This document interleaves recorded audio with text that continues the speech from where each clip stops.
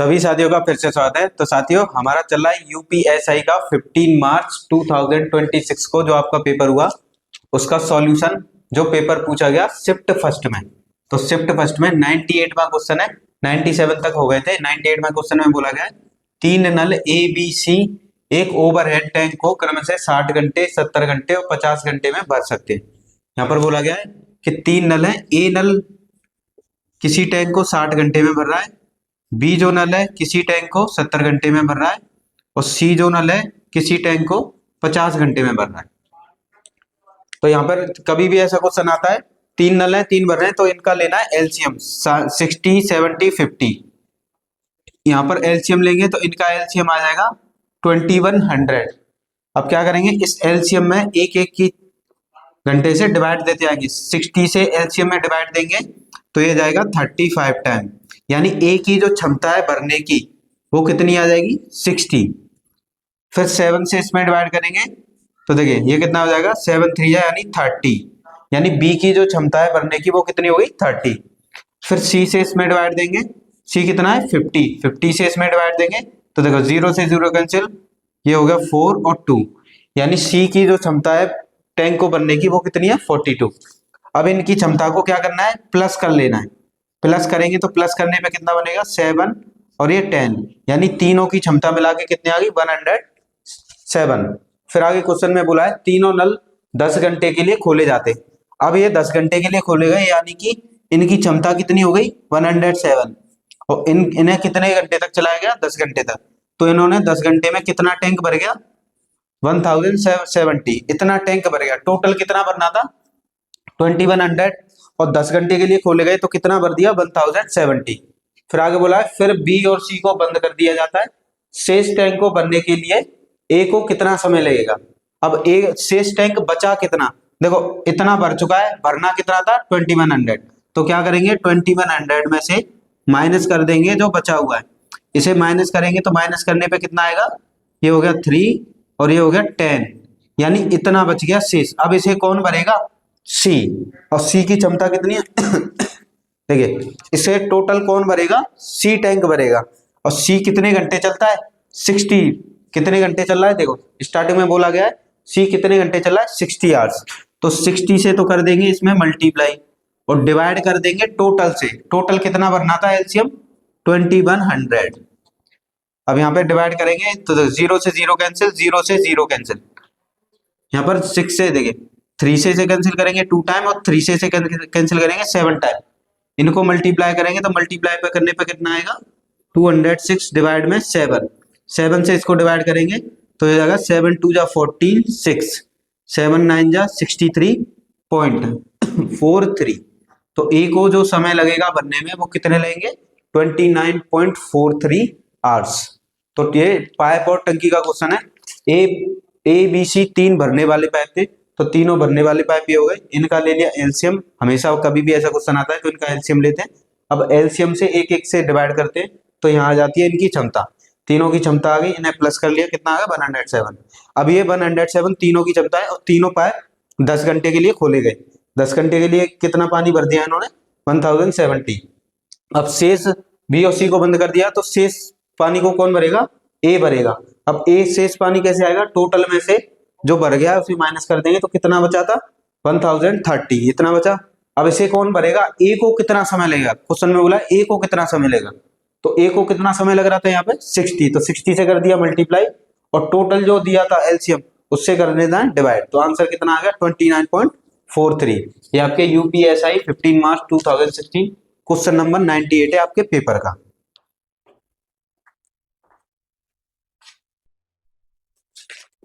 देखिए साथियों, next question पूछा गया है क्वेश्चन नंबर 100 पेपर का। ए और बी एक काम को 24 दिनों में पूरा करते हैं, बी और सी काम को 48 दिनों में पूरा करते हैं, सी और ए 72 दिनों में पूरा करते हैं, यानी 72 दिनों में। तीनों साथ मिलकर काम को कितने समय में कर लेंगे, क्वेश्चन में ये बोला गया। तो टाइम एंड वर्क का क्वेश्चन है, बहुत ही इजी क्वेश्चन होते हैं। ठीक है, ए प्लस बी दोनों मिलकर कितने दिनों में कर लेंगे, उनके दिन लिख लीजिए, ये हो गए दिन, 24 दिनों में कर सकते हैं। और बी और सी, बी प्लस सी दोनों मिलकर कितने दिनों में कर रहे हैं 48 डेज में।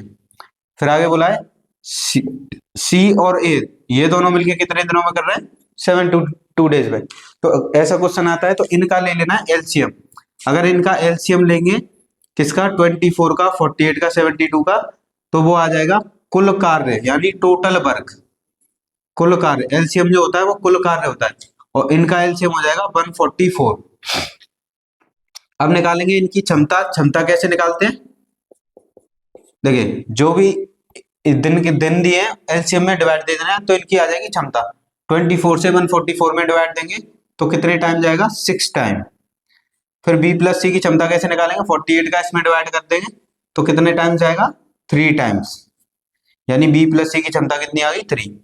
फिर यहाँ पे सी प्लस ए की कितनी है, 72, 72 से इसमें डिवाइड करेंगे तो ये कितने टाइम जाएगा, 2 टाइम। अब क्वेश्चन में पूछा गया है कि तीनों मिलकर कितने दिनों में कार्य को कर लेंगे, तो दिन पूछे हैं तीनों के, तो क्या करेंगे, दिन निकालने के लिए जो कुल कार्य है यानी जो एलसीएम है उसमें तीनों की क्षमता से लगा देंगे भाग यानी डिवाइड। तो इसके लिए क्या चाहिए, तीनों की क्षमता। अब देखिए इन सबको प्लस करेंगे, 6 + 3 + 2 कितना हो गया, 11, और इनको इधर प्लस करेंगे तो ए 2 टाइम, ए 2 टाइम आया है, बी 2 टाइम और सी 2 टाइम, तो 2a + b + c। यहाँ पर मोस्टली स्टूडेंट यही मिस्टेक करते हैं, वो क्या करते हैं, कुल क्षमता ऐड किया, कुल क्षमता 11 आ गई और 11 से 144 में डिवाइड दिया और आंसर लिख दिया। ये सबसे बड़ी मिस्टेक है, ऐसे नहीं करना है। देखिए यहाँ पर a 2 बार आया है, b 2 बार आया और c 2 बार, इनको प्लस करेंगे तो 2a + 2b + 2c, 2 कॉमन ले लेंगे तो यहाँ से a + b + c की वैल्यू कितनी आ जाएगी, a + b + c, 2 का डिवाइड कर देंगे यानी 11/2। तो ये तीनों की क्षमता कितनी आ गई, 11/2, और उससे कर देंगे डिवाइड यानी 11/2 से डिवाइड कर देंगे, 2 चला जाएगा ऊपर मल्टीप्लाई में तो ये हो जाएगा 288, और 11 से इसको डिवाइड करेंगे तो देखिए 11 2 जा 22, फिर 6 बचेगा, 11 6 जा, फिर ये आ जाएगा यानी कि 26 2/11 डेज, यानी कितने दिन लगेंगे, 26 2/11 डेज। इसका आंसर क्या होगा, ऑप्शन ए। तो ऐसे क्वेश्चनों में बस इतना ही याद रखना होता है। यहाँ पर जो ए बी सी ये 2 टाइम्स आए, ए 2 टाइम्स, बी 2 टाइम्स और सी 2 टाइम्स, तो यहाँ पे जब ऐड करेंगे तो ये 2 बार आएगा, इधर ऐड करेंगे तो 11, फिर 2 का डिवाइड करेंगे तो a + b + c की क्षमता कितनी आ जाएगी, 11/2। कुल कार्य पूछा था, कुल दिन पूछे थे, तो कुल कार्य में कुल क्षमता से डिवाइड कर देंगे तो आंसर क्या आ गया, ऑप्शन ए।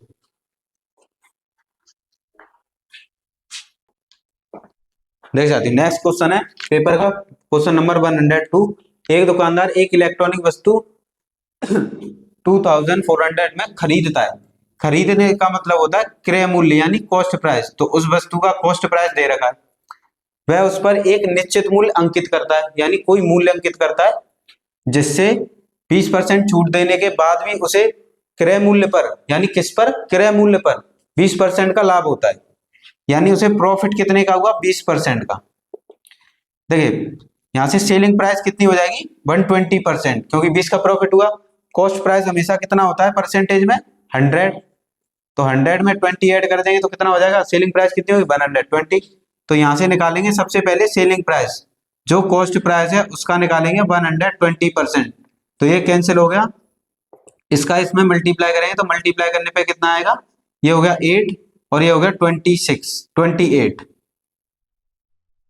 यानी 2880 सेलिंग प्राइस हो गया। अब क्वेश्चन में ये बोला गया था कि एक निश्चित मूल्य अंकित करता है यानी उसे बोलते हैं मार्केट प्राइस, और कितने का डिस्काउंट दिया था इस पर, 20% का डिस्काउंट दिया था, तो कितना बचा 80, तो 80/100 = जो सेलिंग प्राइस आई है 2880। देखिए यहां से कैंसिल करेंगे, इसे ऊपर ले जाएंगे तो एमपी यानी मार्केट प्राइस इक्वल टू हो जाएगा 28800/8, 8 से इसमें डिवाइड कर देंगे तो 8 3 जा 24, 8 6 जा 48, यानी कितना मूल्य अंकित किया था उसने, 3600। इसे रेशियो से भी किया जा सकता है, ऐसे भी किया जा सकता है। देखिए सीधा कॉस्ट प्राइस दी थी, 20% का प्रॉफिट था, तो सेलिंग प्राइस कितनी होगी, 120। अब जो भी सेलिंग प्राइस कैसे निकाले हैं रुपीज में, तो कॉस्ट प्राइस का 120% निकाल दिया, कितना आ गया 2880। अब इस पर कितने का डिस्काउंट दिया था, 20% का डिस्काउंट दिया था, यानी सेल कितने की थी, 80% की, तो market price into 80% equal to selling price, तो इसका 80% निकाल दिया तो जो मार्क प्राइस थी वो कितनी आ गई, 3600। तो इस क्वेश्चन का आंसर क्या होगा? Option C. तो रेशियो से भी किया जा सकता है, ऐसे भी किया जा सकता है, ऐसे ज्यादा इजी पड़ेगा।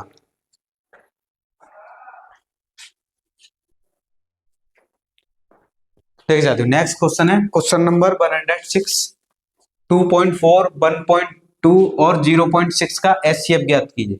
बहुत ही इजी पोर्शन आया था मैथ का, बहुत ज्यादा इजी। सिंपल यहाँ पर क्या निकालना है इनका? एचसीएफ। देखिए सब में एक डिजिट बाद पॉइंट है, ये किसके टेबल में आते हैं? देखिए 24 6 के टेबल में आता है, और 12 6 के टेबल में, और 6 6 के टेबल में। एचसीएफ मतलब होता है कॉमन फैक्टर। तो इस सब में से क्या कॉमन आ जाएगा? 0.6। कॉमन लेने पे यहाँ पे कितना बचेगा? 2। पॉइंट नहीं लगाएंगे क्योंकि पॉइंट बाहर कॉमन चला गया। यहाँ पर बचेगा 4। 6 2 जा 12 और 6 1 जा 6, यानी इनका एचसीएफ जो कॉमन आ गया, कॉमन कितना आया? 0.6। तो ये हो गया क्वेश्चन का आंसर। विद इन 2 सेकंड इसे सॉल्व किया जा सकता है। देखिए नेक्स्ट क्वेश्चन है क्वेश्चन नंबर 107। दो छात्रों ने एक परीक्षा दी। एक छात्र ने दूसरे से 18 अंक अधिक प्राप्त किए। दो छात्र हैं, मान लीजिए फर्स्ट है, ये सेकंड। इन्होंने एक परीक्षा दी, एक छात्र के जितने अंक आए थे उससे 18 ज्यादा मार्क्स किसके आगे? दूसरे। तो इसके मान लीजिए x मार्क्स आए, तो इसके कितने आए? x plus 18। फिर क्वेश्चन में बोला है और उसके अंक उन दोनों के अंकों, यानी जो छात्र ज्यादा अंक लेके आए x प्लस 18 वाला, उसके अंक उन दोनों, इन दोनों के अंकों के योग, यानी जो छात्र ये 18 मार्क्स ज्यादा लाया है, इसके अंक और इन दोनों के योग, यानी x प्लस 18 का 65% है। तो इसे 65% का मतलब 0.65, 100 से डिवाइड करेंगे तो ये हो जाएगा x प्लस 18, x 2x, और 2x का इससे मल्टीप्लाई करेंगे तो कितना हो जाएगा? 130x। 2 नंबर बाद पॉइंट आ जाएगा, प्लस 18 मल्टीप्लाई 0.65। अब यहां से इसे सॉल्व कर लेंगे। देखिए इसको इधर लेके आएंगे तो ये हो जाएगा x minus 1.3x is equal to, इनका मल्टीप्लाई करेंगे 65 में 18 का, तो ये हो जाएगा कितना? 52, ये 65, 7 और ये 11। 2 डिजिट बाद पॉइंट आ जाएगा, यानी कि 11.7। 18 को इधर ले जाएंगे, ये हो जाएगा माइनस का, इसमें से माइनस करेंगे तो 0.3 आएगा x, और इसमें से माइनस करेंगे 18 माइनस करेंगे देखिए 18 में से 11.7 माइनस करेंगे तो माइनस करने पे कितना बनेगा?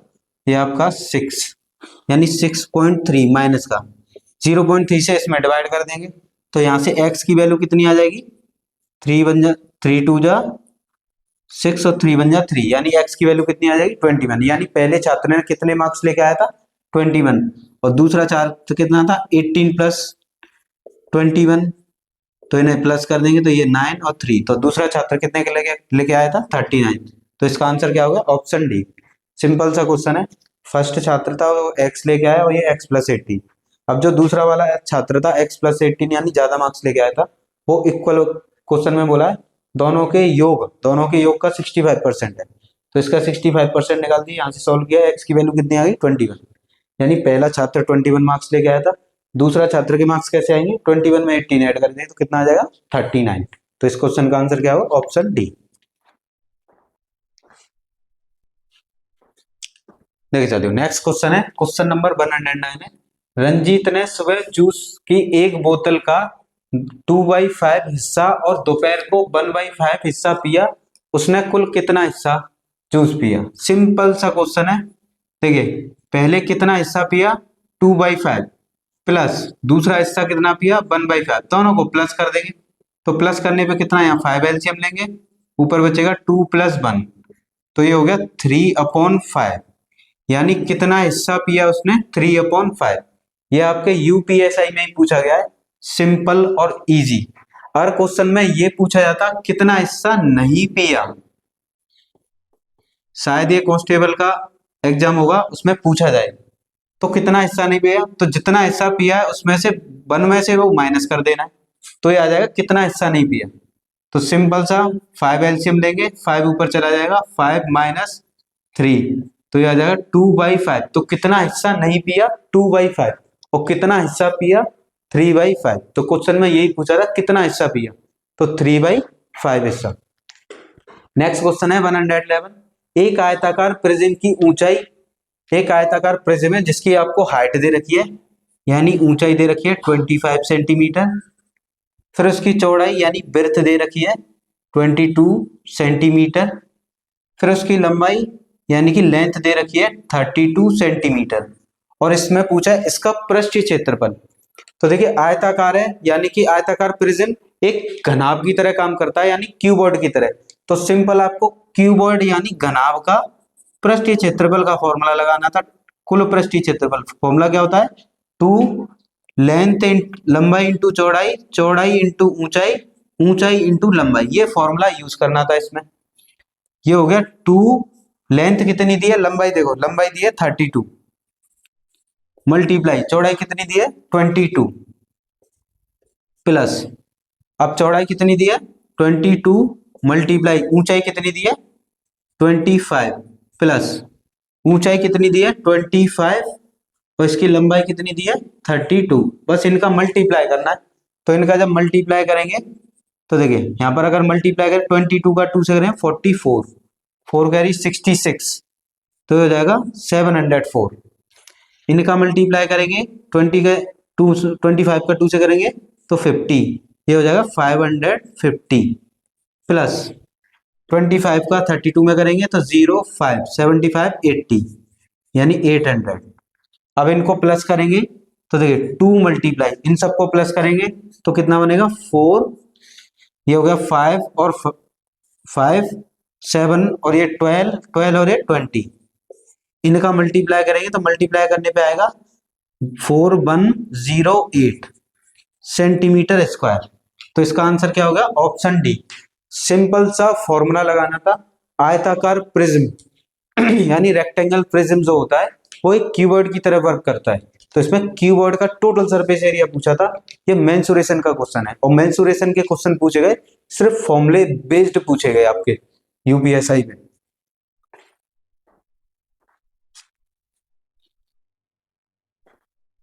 देखिए साथियों नेक्स्ट क्वेश्चन है 108। सिंपल इंटरेस्ट यानी साधारण ब्याज का क्वेश्चन है और जिसका ये पेपर है, जो पेपर देखे है उसमें इसने गलत टिक लगाया। क्यों? क्योंकि देखिए माइंड पेपर में थोड़ा प्रेशर रहता है, इसीलिए आप पेपर को पहले क्वेश्चन को आराम से पढ़ें। क्वेश्चन को अगर 5 सेकंड अगर आप आराम से पढ़ते हैं तो नेक्स्ट 5 सेकंड में आपका क्वेश्चन का आंसर आ जाता है। देखिए 45,000 के मूलधन पर 5% प्रति वर्ष साधारण ब्याज की दर से 4 वर्षों में के बाद कुल राशि यहाँ पर पूछी गई है। कुल राशि, राशि यानी अमाउंट, और अमाउंट में दो चीजें होती है, एक मूलधन यानी प्रिंसिपल और एक होती है ब्याज। तो कुछ स्टूडेंट ने क्या किया, सीधे ब्याज आ गई क्वेश्चन पे आंसर टिक कर दिया। साधारण ब्याज का फॉर्मूला होता है मूलधन यानी प्रिंसिपल मल्टीप्लाई दर मल्टीप्लाई समय डिवाइड में 100। अब यहाँ पर मूलधन कितना है 45,000, दर कितनी दी है 5%, समय कितना दिया है 4 वर्ष, डिवाइड में 100। बहुत ही इजी पूछा गया। अब इनका मल्टीप्लाई करेंगे, देखिए 5 4 जा 20 और 2 का 45 से करेंगे तो कितना, ये हो जाएगा 9,000। ये हो गई ब्याज, यानी कि कितनी ब्याज मिली 9,000। और इस पेपर में देखिए इसने ऑप्शन लगाया 9,000 जो कि गलत हो गया। यहाँ पर पूछा गया था कुल राशि, राशि पूछी गई थी। तो कितना प्रिंसिपल यानी मूलधन है 45,000 और 45,000 पे 4 वर्षों में 5% प्रति वर्ष से ब्याज कितनी मिली 9,000 रुपए। इनको प्लस करेंगे तो आएगा 54,000, यानी इसका सही आंसर क्या है 54,000। यहाँ पर राशि पूछी गई थी। तो सिंपल इंटरेस्ट का क्वेश्चन है, बहुत ही इजी क्वेश्चन है। नेक्स्ट क्वेश्चन है मेंसुरेशन का है। एक समबाहु त्रिभुज की भुजा 222.2 है, त्रिभुज का परिमाप बताइए। बहुत ही इजी और सिंपल क्वेश्चन पूछे गए। समबाहु त्रिभुज क्या होता है, जिसकी तीनों भुजा बराबर हो उसे कहते हैं समबाहु त्रिभुज। और किसी का भी परिमाप निकालना हो, परिमाप बराबर होता है 3 गुणा भुजा समबाहु त्रिभुज, क्योंकि तीनों भुजा बराबर होती है। तो 3 इंटू भुजा कितनी दी है 22.2, इसका मल्टीप्लाई कर देंगे तो हो जाएगा 66.6 सेंटीमीटर। ये आगे समबाहु त्रिभुज का परिमाप। तो इसका आंसर क्या होगा ऑप्शन डी। ये आपके यूपीएसआई 15 मार्च 2026 का ये पेपर है जिसमें पूछे गए हैं।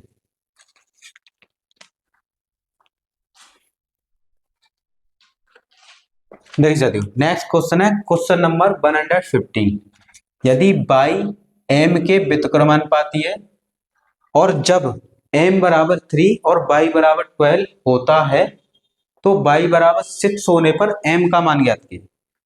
यहाँ पर ये क्वेश्चन है, मैंने अपनी क्लासेस में ये सारे क्वेश्चंस कराए थे। अगर आपने क्लासेस की होगो या की होती तो ये एक भी क्वेश्चंस नहीं रहता। देखिए बाई व्युत्क्रमानुपाती है, व्युत्क्रमानुपाती होता है एक बट्टे करके लिखना है। बाई जो है व्युत्क्रमानुपाती है एम के। तो यहाँ पर देखिए कभी भी ये क्रमानुपाती का चिन्ह हटाते हैं तो कोई नियतांक लगाते हैं, के एम कुछ भी लगा लीजिए, कोई नियतांक आएगा। अगर आपको समानुपात या व्युत्क्रमानुपात का चिन्ह हटाना है, बराबर का लगाएंगे यानी इक्वल का साइन लगाएंगे, तो कोई पहले कांस्टेंट यानी नियतांक लगाएंगे तब जाके ये बराबर का साइन है। अब ये जो कंडीशन दी है, देखिए बाई की वैल्यू 12 दी है और एम की वैल्यू 3, इससे पहले के की वैल्यू आएगी।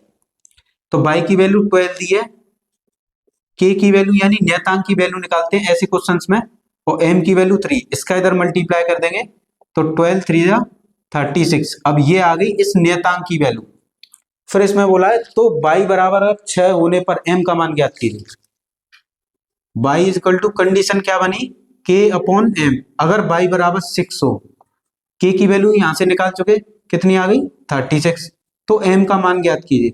एम को ऊपर ले जाएंगे, 6 को डिवाइड में लेके आएंगे तो 36 डिवाइड में 6, इससे कैंसिल करेंगे तो एम की वैल्यू कितनी आ गई 6। तो इस क्वेश्चन का आंसर क्या हो गया 6। तो कभी भी ऐसा क्वेश्चन आता है आपको व्युत्क्रमानुपात समानुपात दिया हो तो यहाँ आपको एक ऐसे इक्वेशन बनानी, ये हो गया व्युत्क्रमानुपात। अब ये व्युत्क्रमान यानी समानुपात का साइन हटाएंगे तो बराबर का चिन्ह आएगा, पर पहले कुछ कांस्टेंट यानी नियतांक लगाएंगे, के लगा लिया। अब इस के की वैल्यू फाइंड करनी है, उसके लिए बाई की वैल्यू दी है, एम की वैल्यू दी है, तो के की वैल्यू आ गई 36। फिर दूसरी कंडीशन में ऐसे रखना है, बाई की वैल्यू अगर 6 है, के की वैल्यू यहाँ से फाइंड हो गई, एम की वैल्यू यानी एक किसी की वैल्यू पूछेगा तो इसका आंसर कितना आ गया, जैसे एम की वैल्यू पूछी थी 6। नेक्स्ट क्वेश्चन है 4 अंकों की वह सबसे बड़ी संख्या कौन सी है जो 18, 30 और 45 से पूर्णतः विभाज्य। देखो भाई कभी भी ऐसा क्वेश्चन आता है कि 4 अंकों की, 5 अंकों की, इतने अंकों की, इससे पूर्णतः विभाज्य, तो सबसे पहले जिससे विभाज्य है उसका लेना है एलसीएम। इनका एलसीएम लेंगे तो एलसीएम आएगा 90। अब 4 अंकों की बड़ी संख्या होती है, जितनी बड़ी संख्या कहेगा उतनी बार 9 लिख दीजिए, ये हो गई 4 अंकों की बड़ी संख्या।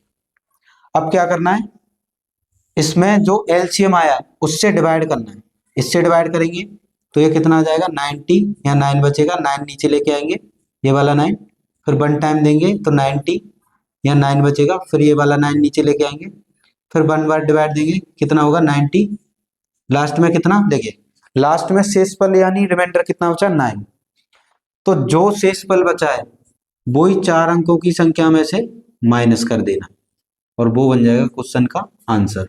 तो इस क्वेश्चन का आंसर क्या हो गया 9990। तो इस क्वेश्चन का आंसर क्या हो गया 9990 यानी ऑप्शन ए। तो इस 4 अंकों की सबसे बड़ी संख्या क्या हो गई 9990। तो इसलिए ऐसे क्वेश्चन में कभी भी आए 4 अंकों की, 3 अंकों की, पहले जिससे विभाज्य है उनका लेना है एलसीएम, फिर जितने अंकों की संख्या उसी एलसीएम से डिवाइड करना है, लास्ट में जो शेषफल आएगा उसे उसी अंकों की संख्या में से माइनस कर देना। तो 4 अंकों की जो संख्या डिवाइड होगी वो 9990 होगी।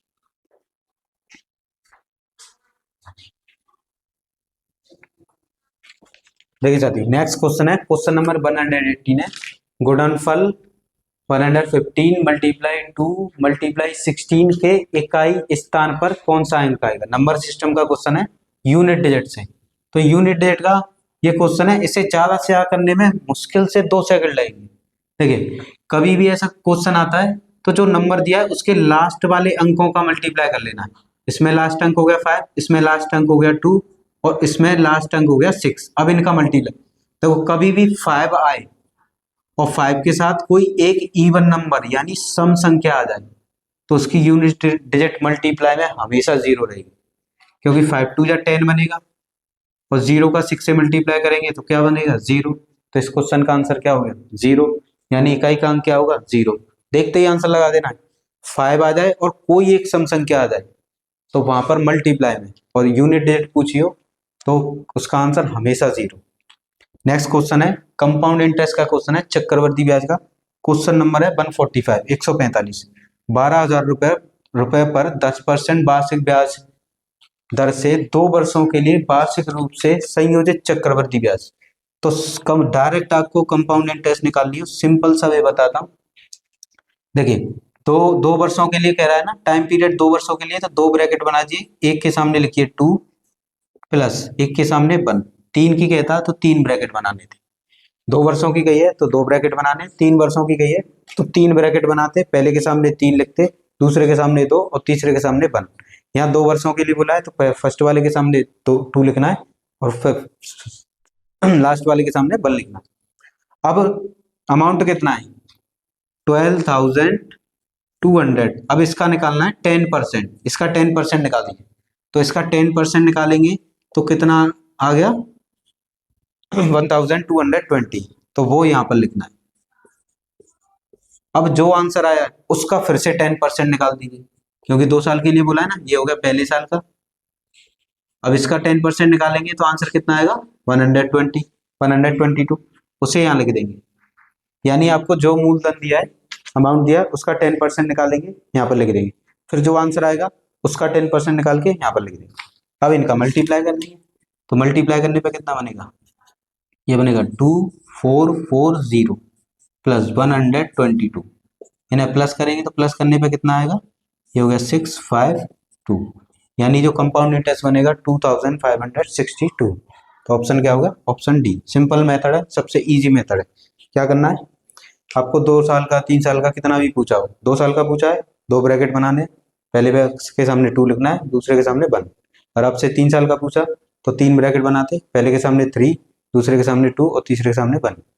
अब यहाँ पे 12,200 रुपये का 10% निकालेंगे, यहाँ पर लिख देंगे। फिर जो आंसर आएगा उसका 10% निकालेंगे, यहाँ पर लिख देंगे। इन सबको प्लस कर देंगे तो डायरेक्ट आंसर कितना आ गया? 2562।